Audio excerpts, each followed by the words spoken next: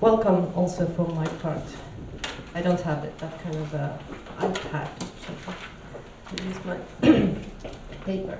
My name is Rita Paqvalén, and I represent Culture for All, which is an organization supporting diversity and accessibility in the cultural field in Finland. And I'm also, or we are also, one of the organizers of this seminar. So I wish, on behalf of my organization and also the whole working group, you warmly welcome. And I also want to welcome those of you who are not here, but who are following the seminar through the internet. The seminar is streamed, and it will also be, a video will be made, and we will publish it later after the seminar. So if you want some documentation of this seminar, there is a possibility for that. And I'm also very happy that this was fully booked, and even some people are standing in lines in order to come to the seminar. So it shows that this is something that really engages people and is important. What do we mean when we are talking about the Nordic literary field? Who can be a Nordic writer? When does one become a Nordic writer? And in which languages is Nordic literature written in? This seminar is about the borders of Nordic literature, about the obstacles non-dominant language writers face in different Nordic countries, thresholds created by linguistic and nationalistic constructions of literature. And it is about how these thresholds can be deconstructed and overcome. This seminar is not a seminar about the Nordic literature in itself. Rather, it is a mapping of the literary field, making its constructions and norms visible.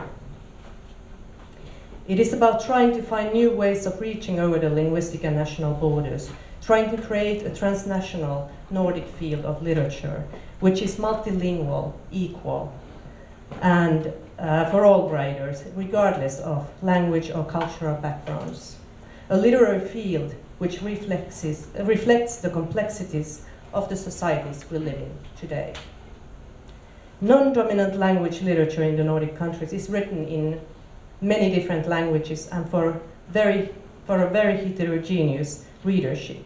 Some works, like for example those written in Arabic, Russian, Spanish or English, may have a large readership both in individual Nordic countries and in the Nordic countries on the whole and the rest of the world, while others are written in languages with only a few speakers in each Nordic country. Some writers write in languages without the homeland, others in languages that are spoken worldwide and entails many different publishing possibilities. And some literatures, like those written in Sami languages, are per definition transnational.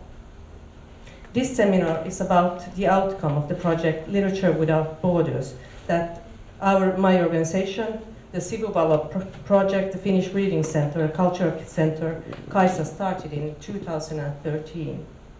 This initiative was taken by Roxana Crisologa, a Peruvian writer living in Finland and the director of the project Sivuvalo.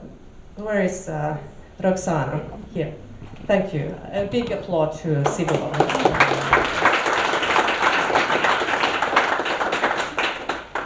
The Sivuvalo project has two lines of action. One is creating artistic platforms where non-dominant language writers become visible through their art. The other one is influencing cultural policies and creating awareness of multilingualism in the Finnish literary field. The latter part being the line of our cooperation.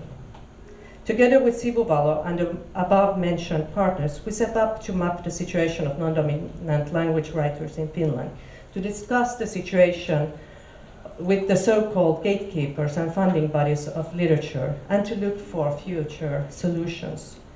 During the process of mapping the situation of the non-dominant language writers in Finland, we came to realize that all those many problems are linked to some national norms and traditions.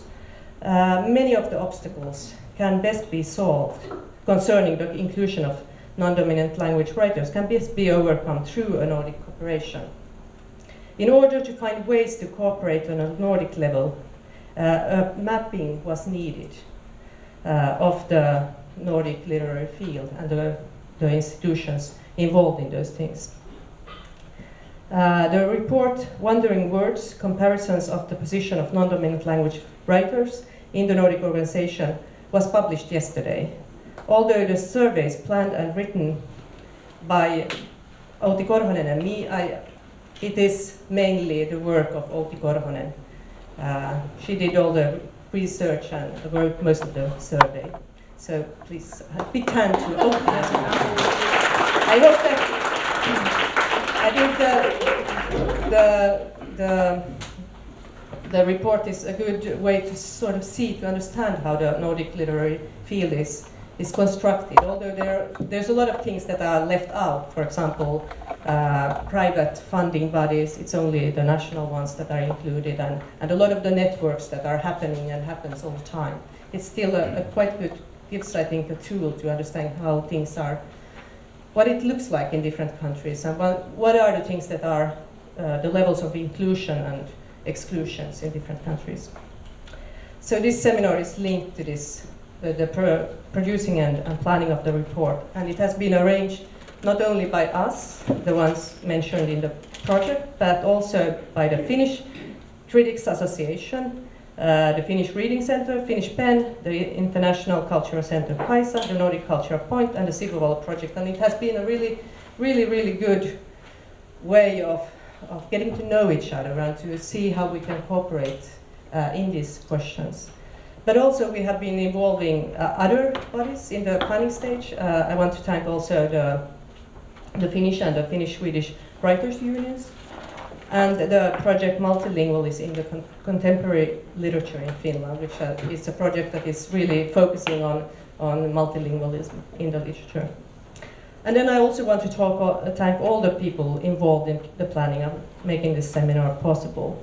And all of you who came here to talk today from different countries, with some of you with very difficult trips to come to Finland, with a lot of stages. And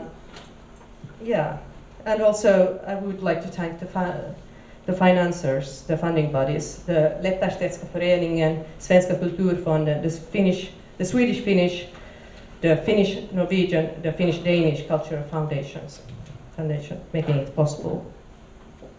And I do wish that we see this seminar not as a place where we sort of present things that are done, but we're thinking about how can we continue, how can we work. And if you have any ideas, that you please give it to me and to the other organizers here. And we really want to continue working with this level on Nordic level, or with these questions on a Nordic level. Some practical details. You see there is a Twitter wall. It's hashtag lit border. Border or borders? Border. Yeah, border, lit border. And at 11 o'clock we will move to Kaisa, where we have the workshops. I think that some of you have registered for the workshops. Some of you have not yet registered for the workshops. Each workshop can take only 19 people, or between 15 and 20 people. So if you haven't registered and you are not, you can't, then you might have to go to another workshop than you planned originally. But all the workshops are interesting, so it won't be a problem. I hope that especially those of you who have certain positions in certain fields, that you go to the workshop, that you have something special to contribute. But we will walk together over to the other building. You don't necessarily need a jacket, but you can take one. But please, after 11 o'clock, come quickly, because we only have about 50 minutes to move from here to there. So please come quickly. Tommy, and you can show, this is Tommy Kurovara, who is from the Cultural Center Kaisa, the director, and he will show us the way. Thank you. And then at 5 o'clock after the seminar, for those of you who want, there is some wine and something, at Cultural Center Kaisa. So while you are waiting for the literary evening, you can go and have some wine at Cultural Center Kaisa, and I think Tommy will lead us there after the seminar. And I really, really hope that all of you will come to the club in the evening, because it will be a really very nice show, I can guarantee that. Is there anything I forgot? Annika? No. No. There are, after the workshops, we have 1 hour